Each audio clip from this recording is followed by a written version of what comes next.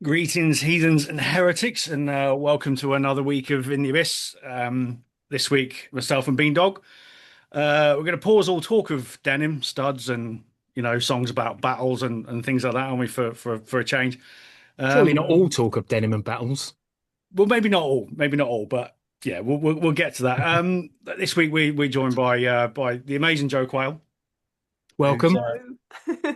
joined us amongst other things to talk about the new record Notan. So that's the main reason I got you. I suppose we're getting close to release date. So how are you feeling about it all? Are you happy with everything that's coming?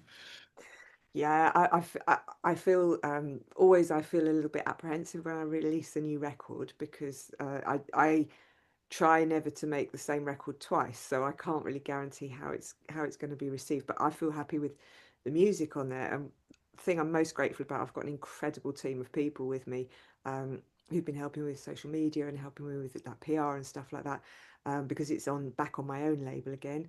And Right. without these people, I would be in a floundering heap crying. So much to be grateful for. No, I mean, so we'll talk about Notan to start with because we've heard it and it, I'll be honest, it's taken a fair bit of me to sort of digest everything that's going on. It particularly worked for me when I was doing the ironing the other day. That was quite Wow. a nice I'll have moment that as to a strap line. yeah, That's it. yeah, Yeah, I can see it on the poster right now. Me too. perfect for when you're Yeah. doing the ironing. Yeah. Fantastic. Um, so Notan, the word it's a Japanese term, isn't it, for light and dark? That's what Yeah, I've it's gathered. loosely it's an artistic process of well, yes, is playing with light and shade and sort of the distillation of something more complex into the colors, the sort of grey scale. So it's a distillation and outlining, if you like, of sorts. Vaguely, that's what it is. Seemed like a good name to me. So Yeah. I guess how does that reflect in the album then? What's the story behind it? Well, it's a bit complicated, so I'm glad we're all sitting down. But so this is a twofold answer. The first is on the album itself. So Notan, I was never going to make Notan. So Notan began, stop me if this is boring. Notan began as a series of improvisations that I made in my friend Yoss's back garden. This was in Wow. 2023. And I had these little things straight out the loop station, um, and I became very wedded to these sort of fairly inarticulate, if you like, demos, and I couldn't move forward with them. So I put them down. Then when I did come to look at them again, I decided, for no apparent reason, I was going to orchestrate them. So I did, and I orchestrated Mm. them for a symphony orchestra which I'm going to be recording in October. And this is an album called Janus. So there we have Janus. Then I realised, obviously, that it's quite difficult to tour with a symphony orchestra. So I thought it might be sensible to try to do the solo, if you like, electric cello versions, like I would normally do, like you would see in concert. Hmm. So Janus and Notan share four pieces, and they each have two individual pieces as well. So the concept for Notan was the fact that it is by no means lesser, but it is, if you like, in some ways a distilled version of what those tracks became on Janus. It also has got one piece on it, Rex, which has taken 15 years to settle down. And there's one piece on it called First Rain. Both of these were the singles, which took about half an hour to write. So it's Right. an album of absolute extremes as well in I, terms of I I I creative. love that, and I was going to ask you about that actually because I've watched your videos talking about Rex and kind of that moment where you had that breakthrough, and you literally describe yourself sort of just crying with the relief at finding that moment when the song evolves and moves on to the next Yeah. stage.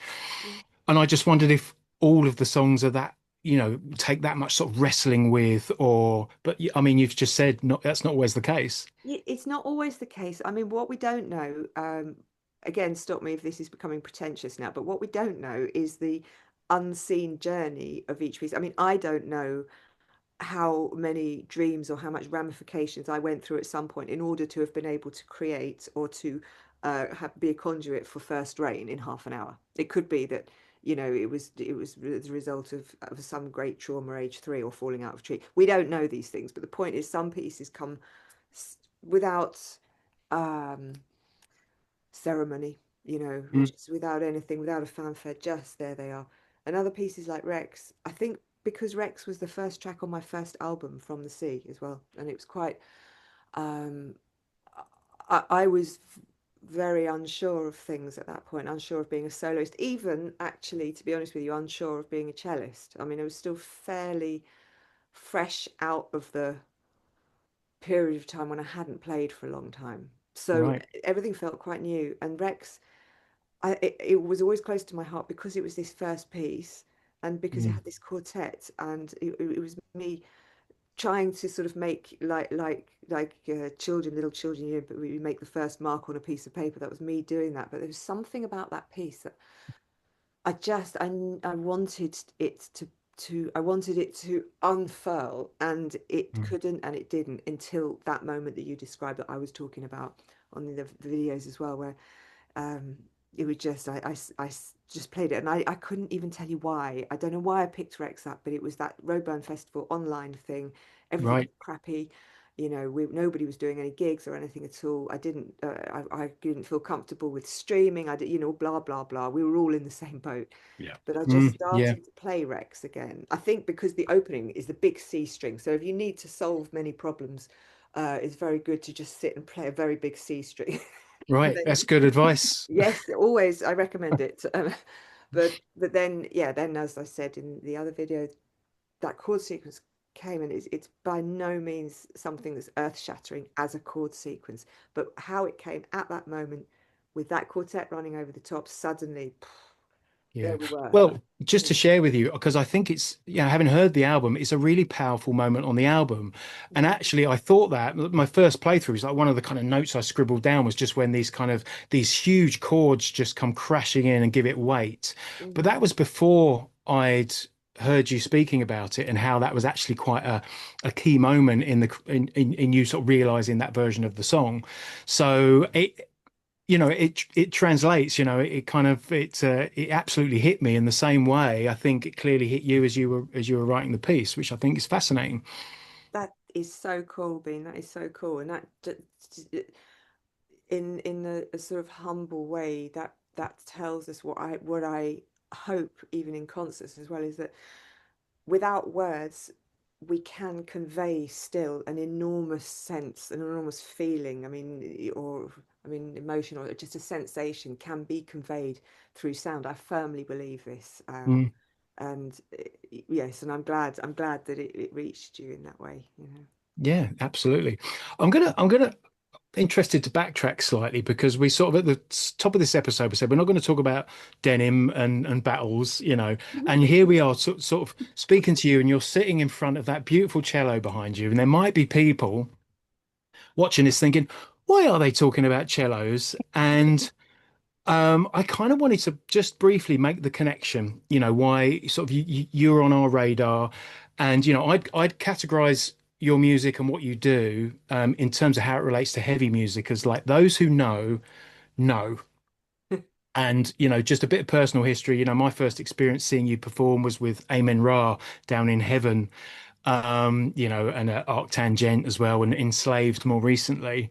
Um, and you collaborate with numerous metal musicians, heavy music. I think Supervoid, talking about lockdown, was a one that stood out for me around that time. Mm. Very cool. So, just to kind of put it out there that I think your heavy music and metal credentials are rock solid. Oh, thank you, my friend. Thank you. You know, and crucially, as somebody that collaborates with musicians from that scene, I think your own music carries that sort of, or that heavy atmosphere and that darkness, and it goes to the same places that what you might traditionally think of as heavy music, heavy metal goes to.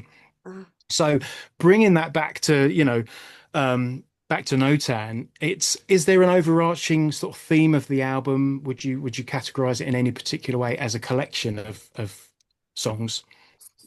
they are they're a collection insofar as they were born at the same time, obviously with the exception of Rex. They're all held together. On the album is a piece called A Leaf and Then a Key, which is Mm, just solo acoustic cello.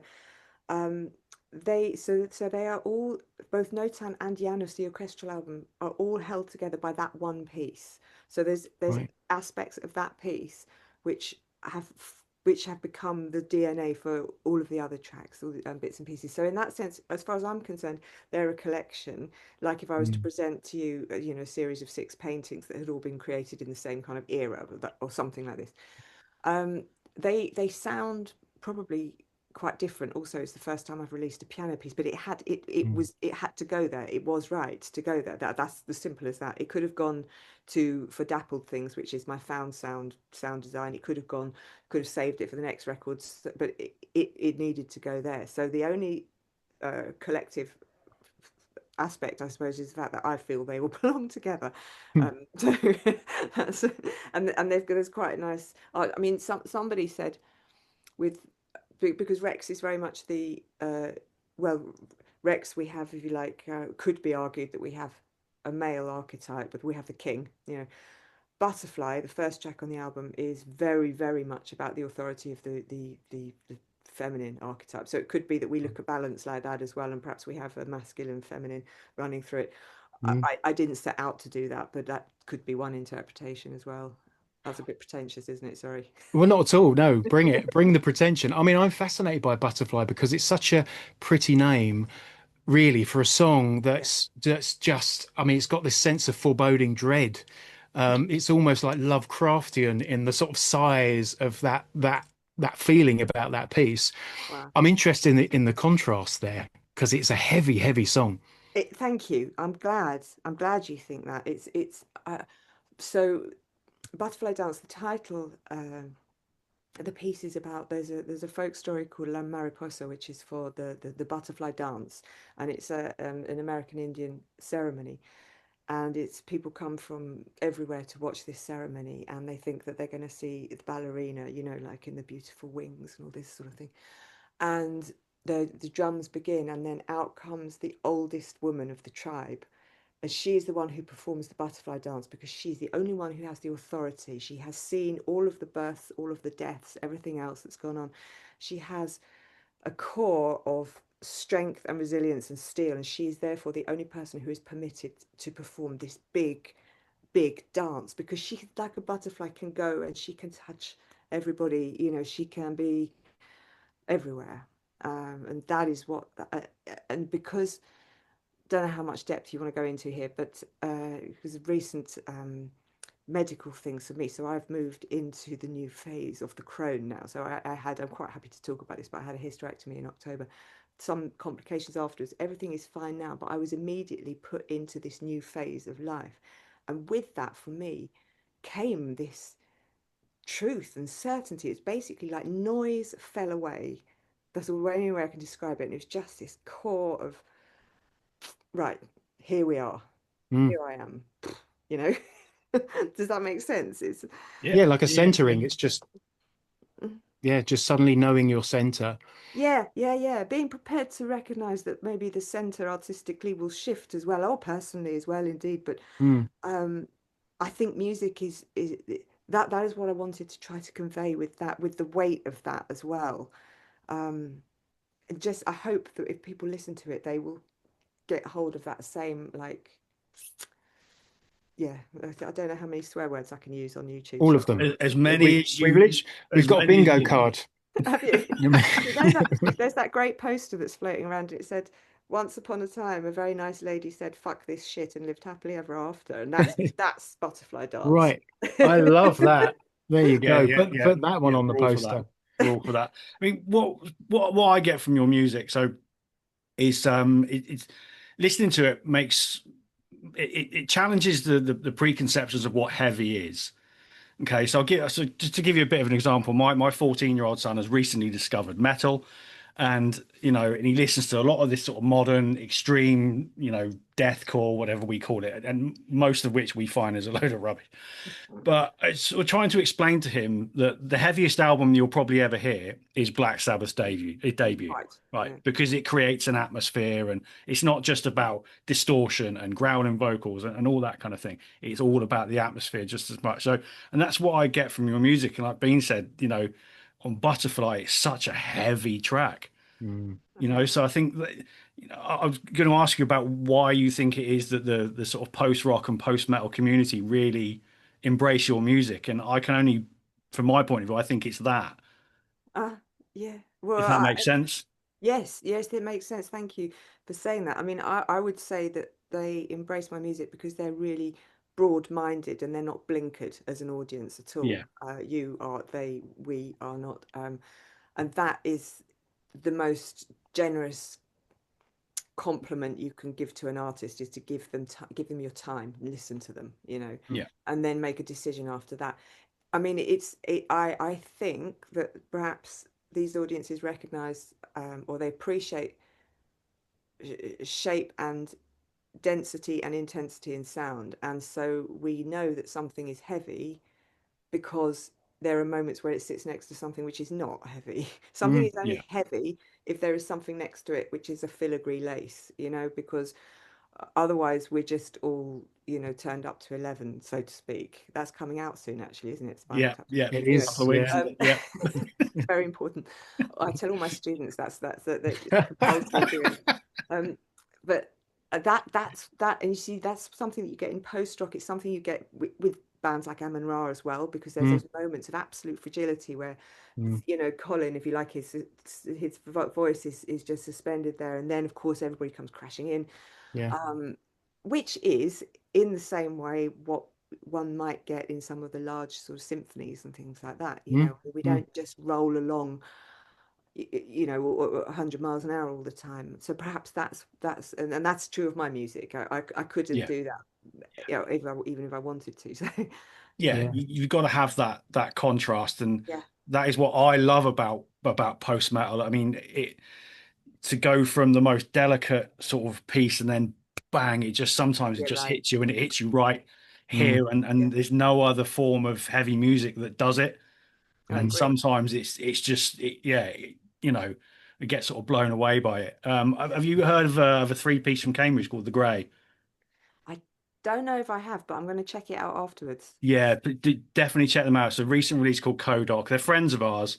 Okay. They're a three piece, and they make the most incredible noise. It's largely instrumental, Uh-huh. I've and written it down. Yeah. yeah, definitely check them out because, Thanks. Yeah. but they being you'll back this up. They hit that spot, don't they? yeah, absolutely. You I mean, know, it is, and you're right. It's the contrast, and the other thing actually I thought, which runs along a similar path, and I thought about this a lot while I was listening to the album, is the sense of space. There is space where I tell you, the way I sort of made sense of it in my head, it's a bit like in a horror film where they say never show the monster because what you imagine is going to be so much scarier than whatever appears on screen.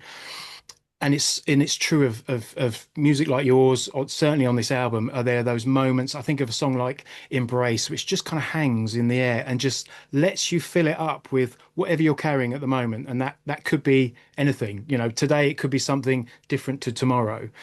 And sometimes it's moments like that where you really feel the weight of the music, but actually what you're feeling is the weight of what you're bringing to it. Yeah, so interesting. So interesting. Yeah, I think you're right. I think you're right. And that's, if you like, that's the most that's active listening. That's participation. Because you're bringing yourself, your interpretation, your the energies around you. And if there is no particular direction in the music, as in we don't have lyrical content, basically. So Mm, that's the void, if you like, that then one fills with one's own moment.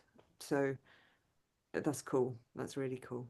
mm, yeah. If one thing you want from music is it invokes some form of emotion, whether it Yes. makes you angry, sad, happy, whatever it is. The worst thing about some sort of more modern mainstream music is you feel nothing. Yeah. And that's what that's what I find so frustrating. You just nothing. It's got to invoke something, and I definitely get that from Notan.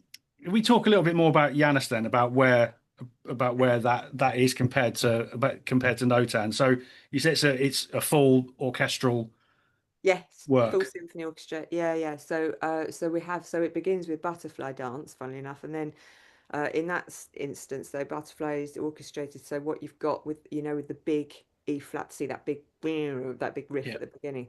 So Mm. that's all of my bass bones, my low brasses, my double basses, all that lot, and the percussion I've got timpani, tam tam, and concert bass drum, this kind of thing. So the weight of it is literally distributed out through the orchestra, but the sort of some of the sound, more of the sound designy aspects. So I do all of my own sound. I program everything. Not program. I do program, but that sounds incorrect. I create all of my own sounds just from the GT1000. So on the album, there's that kind of funny sort of textural stuff on the top, and that I've given to, for example, the flutes, and couple of some of the clarinets, just weaving around, with this thing, and then so there's loads of space here as well, so we have them on the top, if you like. We've got these big boys on the bottom, and then the trumpets and the French horns are carrying what that the tune, for want of a Wow. better word, that comes in.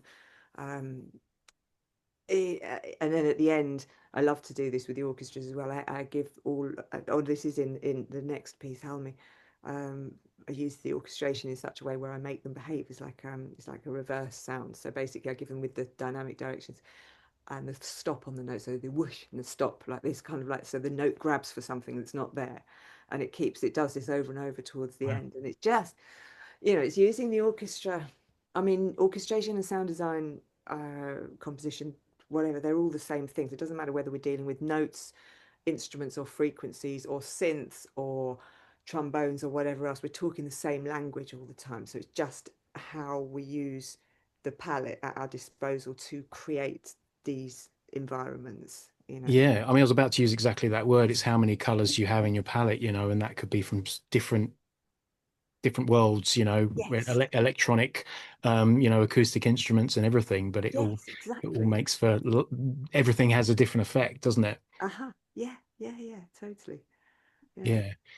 Just to touch on the sound design thing. So this is something, obviously, it's a major part of your music. Yeah. These looping effects and these sounds that and you just said it there. You're creating them all with an acoustic instrument, but you're running that through, well, essentially acoustic instrument, but you're running that through pedals and loopers Mhm. and all manner of.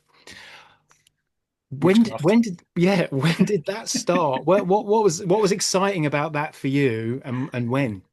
So I've always used Boss pedals. That's not a advertisement, but that is a fact. So Hmm. when I first started playing, when I first started with my electric cello, so I've been playing the cello for 100 million years, and I've always been interested in like extended techniques and effects that you can get from an acoustic cello. And Hmm. actually, just with a bit of reverb, you can really go for hours and hours just on an acoustic cello. You do need a bit of reverb because it's a bit brutal otherwise. But anyway, um, on the electric cello, we have these, so everything is much easier because we have a clean pickup, obviously. So we're going straight into the pedal. So GT1000 is what I use now, the Boss multi effects unit, and the RC600. So I just have two pedals. That's all. I use the loop station in such a way. So I work with Boss, which is very nice. I'm a Boss artist, and I have been involved with the development of the RC600. And I had it actually when I had it at Roadburn for the cartographer. That was before it was on the market, so that was like a bit hair raising because it was Wow, quite a yeah. heavy pedal, but it was brilliant. But the thing is, it I loop because when I loop because I have to and not because I can. That's the big difference. So when you're talking about Right. space in music, it's not, well, I don't, in my opinion, for me personally, it's not acceptable to say, right, okay, let's put in this and then let's put that in and let's put the other in. It's like, no, Hmm. if I layer stuff up, it's because there's a very good reason for it. But if otherwise, can play a phrase, for example, and just put in two notes, just loop two notes, because that's all I want with that phrase. But I'll put blah blah blah, loop loop loop blah blah blah, carry Yeah. on, etc. When it comes to sound design, I mean, I always love synths anyway, but working with the GT1000, there's a lot of possibilities. You can alter, you can do a lot with your signal change. You can split your signal change. So you've got, so when I'm preparing Butterfly and Kingfisher for live, um, I'm doing a lot of work with some of the compressors, basically just Mm. just crushing the hell out of the sound to get it through with as much heft without breaking everything as possible. And Yeah. then there's also these wonderful other things you can do when you start to use normal extended technique, like bowing very, very close to the bridge, for example. You get on a normal cello, you get these really glassy tones, very, very high. None of the whole note is there, just the edges of the note are there. And then if you put that through tiny bit of overdrive, quite a lot of delay, you've suddenly got Mm. this thing which comes like out of the mist somehow. You know, it's like sound to me is very, very physical thing, you know, and I have see clearly when I listen. So that's, yeah. Is that what you meant? I mean, am I I going think on? so. Yeah. I mean, it's I just want to see the excitement, because that's what it's all about. That's because that's where the momentum comes, isn't it? That's where Yeah, creativity lives. When something inspires you, even if it is a creature coming out of the mist, it's like, right, 100%. Yeah. I want more of that. Let's hear more of that. Yeah. So, Mm. And um, how metal is that? Creatures coming out of the mist. I mean, well, well, exactly, there you and go. which seems like a nice little segue to talk about how these two worlds have sort of merged together. Then, so where was the meeting point for you? I mean, were you in, you're a metalhead from an early age, or is this a world that you've come into? Or, Yeah. what's the story? Well, I mean, I love, I've always loved bands like Wasp, for example, and Cinderella, and so maybe the hair metal and the rock sort of area of things. So That's Wasp, I yeah, mean, all good. massive, massive influence on me. I also have a soft spot for sort of early ministry and stuff like that. Basically, I kind of stopped a bit in like 1990. So as far as I'm concerned, I mean, um, you're in good company there, I think. Yeah. my friends, what can I say? So I love, I mean, Judas Priest, obviously Judas Priest, Iron Maiden, was, I've always loved these things. I never, so when I first started working, when I was at when I went to university to play cello to do a degree in music, Right.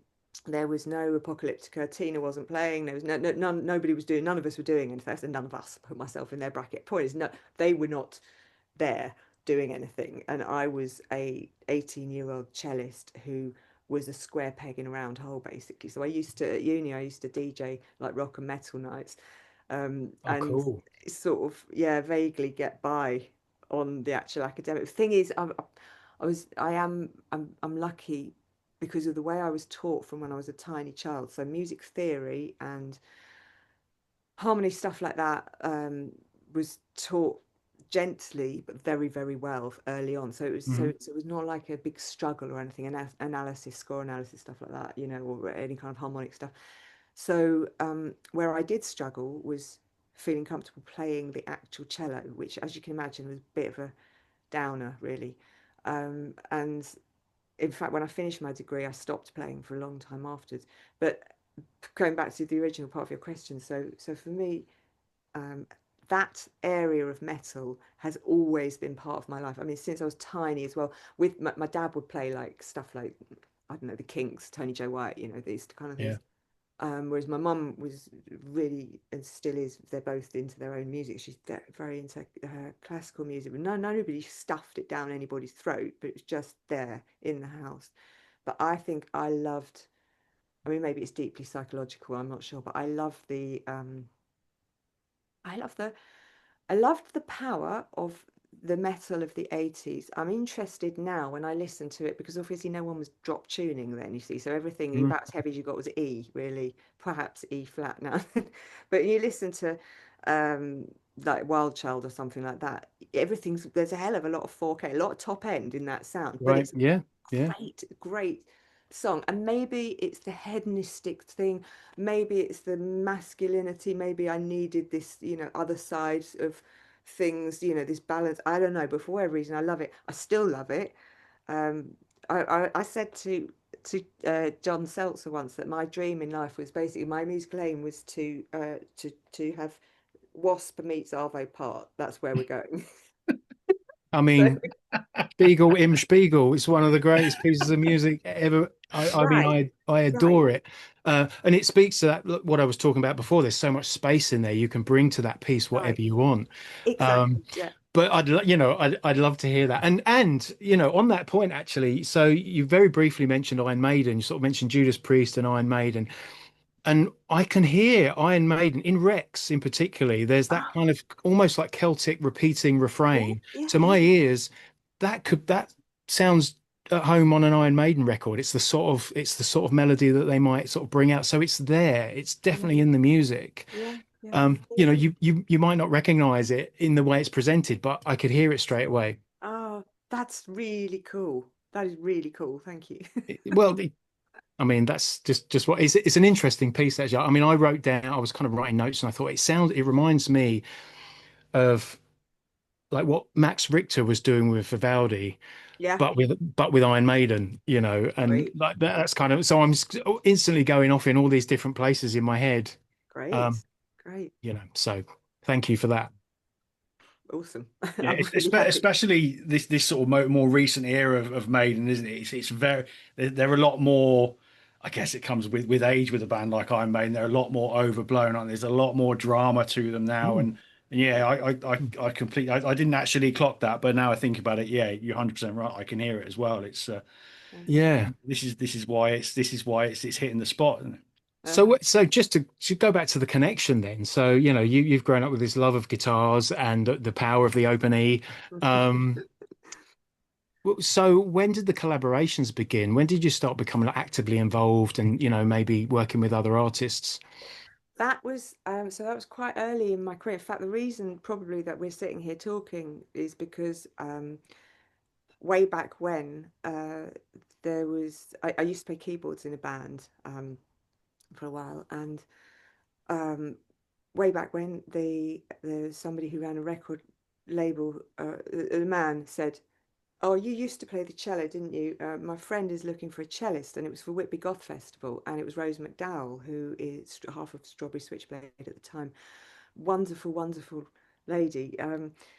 And I said, "Oh my God, I don't really play the cello anymore." You know, this is like 100 years ago, and uh, and anyway, I thought, crikey. So I went to play Whitby Goth Festival for Rose, and it was the first stage I'd ever been on after my degree stage and things, you know. So Right. So this is the period you talked about where you left yeah, your studies yeah, and you dropped it. You dropped the completely, cello. Okay. completely. Yeah, yeah, totally. Yeah, So it's gathering dust in a your yeah, corner somewhere. yeah, yeah, yeah, yeah, yeah. Right. It was weird. When I look at it now, it's a strange time. However, it was a necessary time, and Mm. I think that's the one thing I would say to people is that is simply to allow to understand the difference between procrastination and necessary hiatus. It's two different things, you know. But Right. so here we go, Whitby Goth Festival, and I went on stage with my acoustic cello, and I didn't even have a microphone to pick up or anything. So they cobbled up some bass drum mic, you know, roughly near the F hole. And I was deadly nervous, so nervous. And of course, you know, with respect to all stages, now, of course, I wouldn't feel this level of apprehension at all. But of course, it was the first stage, and I was doing something I didn't feel familiar with. I was playing an instrument I barely felt I knew anymore. Um, Obviously couldn't hear anything naturally because you never can on a stage, so that added to the you know, entertainment factor. Anyway, we had a very nice time. Then I went to Leipzig to WGT to play with Rose, and I began to think about playing cello in bands, other bands, and then I was supporting. I know I wasn't. I was with an Australian singer in the UK, and there was a band who supported us called Hush the Many, who I ended up joining for quite a long time. Lovely, lovely musicians, and that was when I met Ruben, who lent me a DL4 looper. So it was a 14-second loop station. That was my first experience looping. Roughly around that time, I found that I quite enjoyed playing the cello in this way with bands. I'd never set out, I didn't want to play the Dvorak cello concerto, and I wasn't good enough to do Right. it Yeah. either. Yeah. But I knew at this point that I did want to play. And then I got this Nevis was made for me, and it was a very, very gentle, very slow, like the path of the hermit. That's the only way I can describe it. Very, very one foot in front of another. Nothing came quickly, nothing was fast, nothing was particularly easy, but everything was right and felt right. And Mm. now I am very happy to be on stage at Hellfest or Roburn or wherever else you want to put me is no problem at all. But the journey there was very, very, very steady, and that is a good thing, I think, as well. Right. Yeah. So there were a moment where you sort of looked across at the cello and thought, yeah, we're friends again now. Yes, yes, Yeah. pretty much exactly that. Uh, f- yeah, yeah, but yes, yes, put it beautifully. Um, you're about to go out on tour with Notan, and you've obviously got a list of dates around the UK. But your the first date is Core Festival, isn't it? No, the first date's Manchester. Okay, is it okay? Yeah, I've got it. Oh, sorry. Yeah, yeah, yeah. 2 days in. Yeah. yeah, Um, which celebration of noise, so that this talks to what we've just been discussing. yeah. I look at the lineup, and the band you're playing with, and you've got it's a very mixed bill. You've got crossover thrash like Pest Control. You've got Cave In. You've got So I Watch You From Afar. So that kind of this is what we love about what you do, that your music fits with that, because that is a crazy lineup, and yet you don't look out of place on that lineup. That must feel quite fulfilling, I suppose. It's very, very humbling to be accepted in these types of situations with these types of lineups. But again, what I do feel that it's not that I am diluted. It's just that there's a different color. So what happens is it's a little bit of respite, perhaps from other things, or it makes other things heavier. Like I always said about touring with Amon Ra, but I make them heavier because I put lightness there. So therefore the contrast is great. Perhaps it's Yep. the same with Core Mhm. Festival. Um, I mean, it's all about contrast, isn't it? And the bands that you've just mentioned all have contrast within themselves as well. Yep. So I Mm. think maybe what makes things heavy perhaps is the intention behind them, as well as the instrumentation. So Right. maybe that's what, like a missile that goes through. Yeah, the way you've just described that sort of reminds me of a perfectly curated mixtape, isn't it? It's like We've talked it about this had before, it haven't we? just kind of had to do this and move in Yeah, the right places and go to the right, the next track had to be right. And totally. Yeah, and a yeah, festival can be like that, if it's yeah, well curated, that's the experience you're going to have. exactly. You get your palate cleansers, you get Yeah, whatever it might be, your moments of introspection. yes. It can all be there. So right, yeah, so right. It should be that it starts with the first person's first note and it ends with the last person's last note, and that's the entire arc of the day of the experience. I Right. think it's well curated. That's how it should flow. Yeah. Um, You Um, oh, sorry, I was just going to go I got talk, Go ahead. talking about the performance, and you sort of mentioned, the a degree of comfort when you walk out on the stage now, but I yeah, can't help thinking that there's still all these, looper pedals and bits of technology. And you mentioned going out, was it Roadburn? We had a brand new prototype. Um, is that like, do you, do you have to get into a headspace to sort of approach that, or is it second nature now, or do you enjoy the potential for a bit yeah. of Bit of Miss danger. sort of a bit of technological kind of danger? Yeah. Yeah, danger.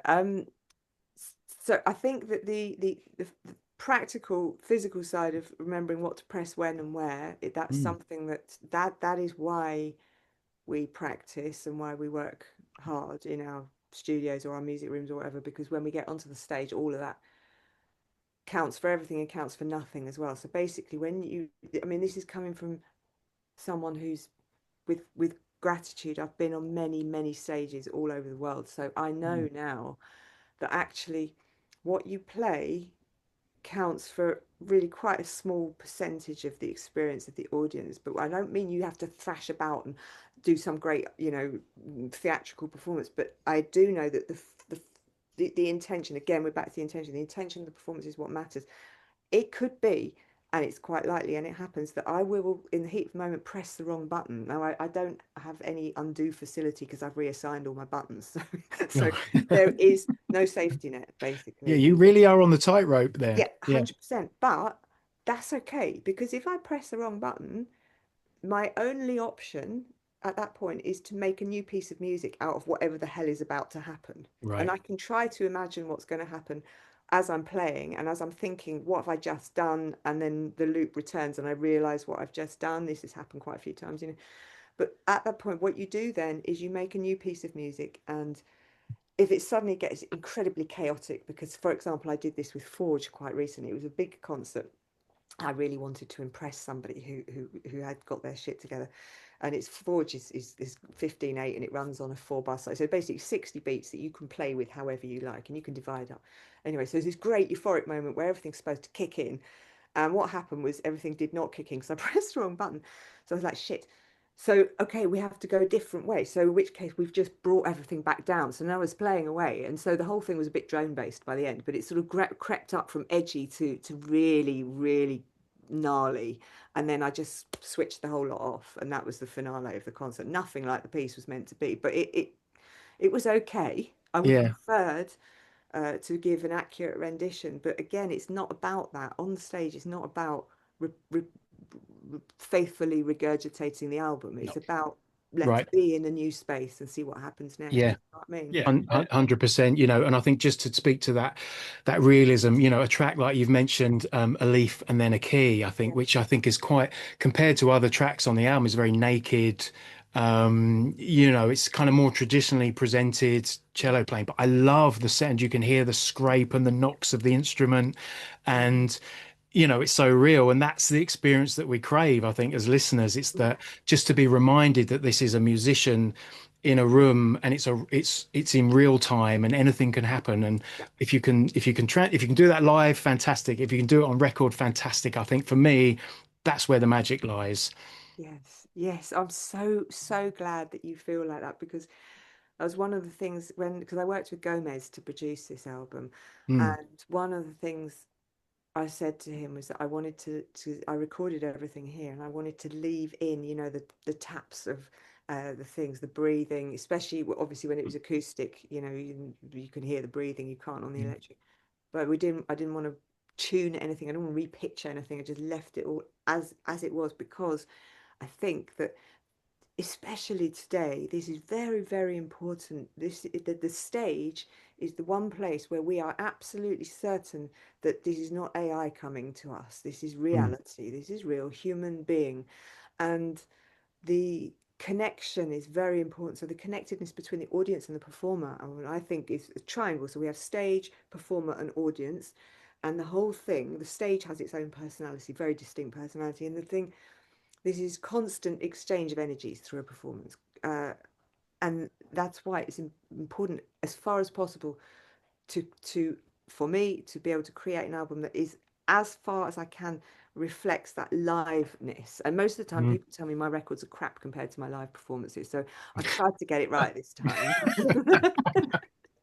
But we've had these conversations loads of times. I mean, when you go and watch a band live, and any musician, you want that element of danger. Like if something goes wrong, and like you said, it's how you not rectified it, but how you created something new. Yeah, Mm. And then you've got some that's a unique moment then totally right. that's not going to be replicated. And Yeah. and you Yeah. need that. You can go and see so many, especially in sort of like death metal and technical death metal. Everything is so perfectly proficient when you watch them live, Yeah.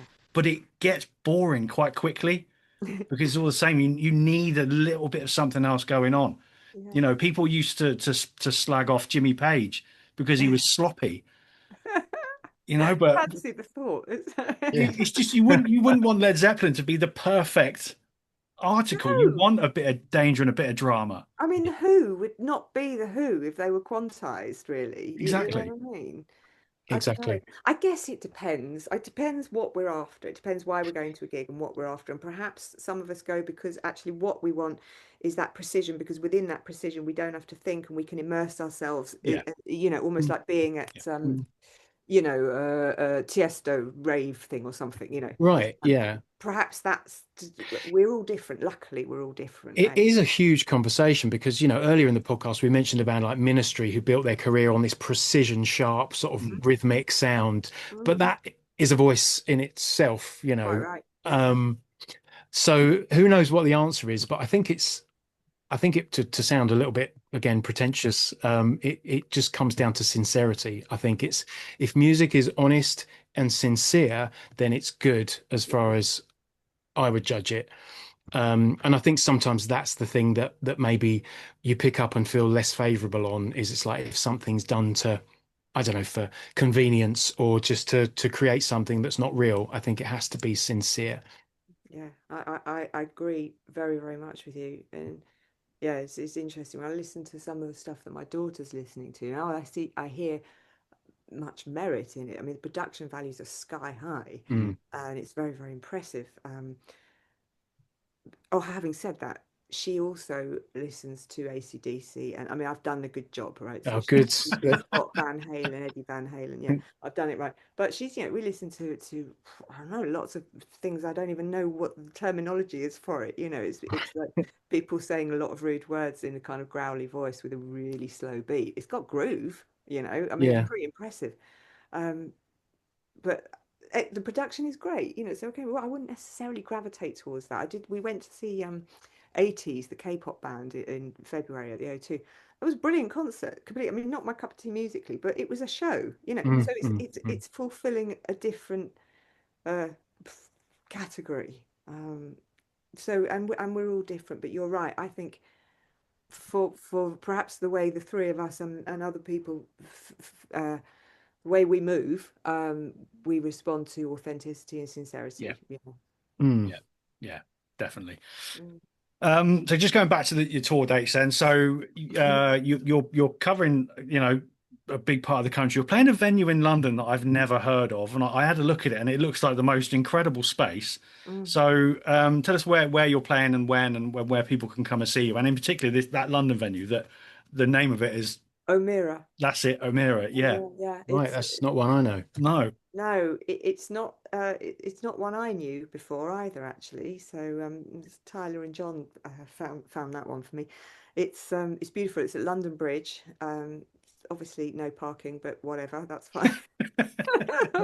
I forgot. I specified with them. I was like, because they're my booking agents, lovely guys, and I was like, because I'm a diva now, and I said, whatever we do, I don't want a metal spiral staircase loading, up three flights. That's like I'm over those Yeah, days. for obvious reasons, I would say. Yeah, quite. But yeah, so I'm playing. Well, it's technically it's England and Scotland, so I'm not. Unfortunately, this time I don't make it into Wales or into Ireland either. But I've got some lovely dates otherwise. So it was in Manchester, and then Newcastle, and then as you mentioned, Core Festival. I'll be then Edinburgh. Where am I going after that? I've Newcastle, I have Southampton. Did I say Newcastle before? I did, didn't I? Yeah. Nottingham, Southampton, Leicester, and then London. And all the dates are on my website, which is joquail.co.uk. Um, is lovely. I mean, doing a headline tour, I'm the world's most experienced support act. So when I do a headline tour, it's always a bit nerve-wracking. These days, it is nerve-wracking. I mean, my ticket sales are all right, they'll probably be very all right on the night, so to speak. But you Mm. just never know. And I think it must be really difficult to be promoter these days as well, because no one, you don't get pre-sales like you used to. So nothing's guaranteed. So it's really, Mm. um, I don't really know. There's not a solution. I mean, we're just learning to deal with this as artists, promoters, agents, whatever. the anxiety. So I promote shows here in Chelmsford and Essex, and that anxiety when you get to the last 2 weeks, you think we're not nowhere near what we need to be, and then that feeling of when we actually get to the night, and that last 2 weeks are huge. Yeah, That's when right. people make their decisions, and Mm. but it's like every single show we put on, it's the same thing every time. We've got an all-day festival type thing next weekend, and Yeah, ticket sales are now starting to pick up in the last couple of days. People are coming back from holiday and things. But you're Mm. right. I think for everybody, for artists, for promoters, for venues, there's yeah, venues closing down all the time. yeah, Music venue trusts do their bit, but the whole package is a real struggle at the moment. yeah, And the difficult thing about that is there's so much great music out there, and there's everyone wants to get their music out there and get there and tour, but I don't know, there's not enough venues. Are we oversaturated? I don't know what it is. It just feels like, I don't know, it feels like we're still coming out of COVID. We're still yes, sort of trying to cling on to the live music because that's what Mm. we want. yeah. So yeah, I'm sure everything always turns out all right on the night, doesn't it? So you know that's the Yeah, main thing. Yeah, it does. I mean, I don't think there's a solution to it. I mean, I think it's a state that this is how things are. Yeah. Um, so that means it's even more appreciated by venue promoter and artist Mm, when people mm, do turn up. Massively. You Yeah. know, it yeah. means a lot to be able to play a concert. It means a lot to have been able to have a tour booked.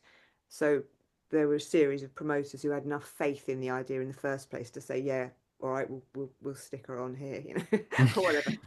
And then when it comes to the concerts themselves, and this is what I always feel when you step out on any stage, it doesn't matter what the stage is. It doesn't matter if it's a big concert hall or if it's, you know, tiny pub. Doesn't matter. They're all the same. And whether there's 3 people or 6,000 people, Mm, those people are there and they're giving you their time, you know, and Yeah. they've mm, bought their ticket. And so therefore each and every single performance it has the same weight, and it's, you know, the same is I come to it with the same mindset, the same preparation, the same, doesn't matter where I'm playing, because it's just like I feel so thankful to actually have got a gig. right. Yeah. Yeah. I get Yeah, that impression from a lot of musicians these days when we've had the discussion that you very rarely see a band, especially at grassroots level, that don't just give it 150%. No one quite. phones in a performance these days because I don't know whether it's they feel like they've got to work harder. I don't know, but you know, we're getting blown away by performances in 60 Mm, cap venues. Good. mm, And Good. and that's the positive. Yeah, That's what we love, and that's what people need to support. Those gigs in your local pub. We say this every week. £5 here, 10 quid there. Go and do that. Don't go and buy a Starbucks. Go and spend 10 quid mm. totally. and go and see what could be the next festival headliner. Totally. You know? And those gigs are, I mean, they're actually among my favorites. If I had my own way, it wouldn't be financially viable, but if I had my own way, I would do tours in 50 cap venues. I would do 20 dates all around the whole of the UK in 50 cap venues, and I would love it. I would absolutely love it Yeah. because then we could have a concert, we could all talk to each other, Yeah, we could communicate, we could mm, have nice time, you know, discussing this, that, and the other. What we're building is connections and communities. Those were the things that were cut away from us during COVID, was the connections. yeah, Mm, I'm not saying that the situation now is a result of COVID, it's of cost of living, it's all these things, everything's boiling up together. The point is that human beings connect. We need to connect. We're pack animals, right? So yeah. and through shared cultural experience, I sound like I'm doing a university lecture now, but the point is that through going to gigs, you know, playing gigs, shared cultural experience, that's one of the ways we connect. And having a moment where we are also able to uh, refresh ourselves or in some way because of music. I mean, this is vitally important. It's Mm. vitally important for health and well-being as well as everything else. And anyway, that's amen. That's the end of my sermon. Yeah. Well, I can agree with you more. I mean, yeah, yeah, yeah, absolutely. all of that is true. So just before we let you go then, so the album's out on the 12th of September. There are physical copies as well. So where can people get and download and buy vinyl, CDs, everything like that? That's all on my Bandcamp, which is whatever it is, bandcamp.joquail, whatever it Yeah, is. You know, if you will can you put normally the work link it out. somewhere Yeah, for me? Thank yeah, you. Because it's on my own label, Out of Stone Records. And so I've got beautiful vinyls, I've got CDs, I've got downloads, obviously. I've got some absolutely stunning t-shirts. So all of this will be out on the road with me, as well as some of the other albums, you know. Fantastic. Yeah, so it's all there. It's great if people can support in that way, is hugely appreciated. But Mm. obviously, just your presence at a gig is what it's all about. So, you know, yeah. Excellent. Well, Joe, we love what you do. We love the new record. You know, love thank seeing your name on, kind of festival lineups and just knowing that you're out there doing exactly what you've just described in this podcast. Love it. thank you so much for having me as well. It's been No, such no, thank you for a giving time. us your time. It's been great fun. Good luck with the tour. Thank you. And I mean, I didn't either of us. I don't think either of us can make the London show. It clashes with something. I'm in a I don't meeting know. I'm going to somewhere have a in look. London. I'm going Yeah, to be I'm not straight on the around. Google after this. Yeah. Awesome. Thank you. No, yeah. So yeah, yeah. Thank you so much for coming on. Thanks everybody for watching and listening. Hope you enjoyed it. We'll be back again next week with probably back to normal, talking about drinking beer and smashing your head through walls and There's all still that kind of time. nonsense. There's still Yeah, time. we'll do that offline. We'll do that offline. So yeah, thanks as always, and stay metal. Cheers. Take care.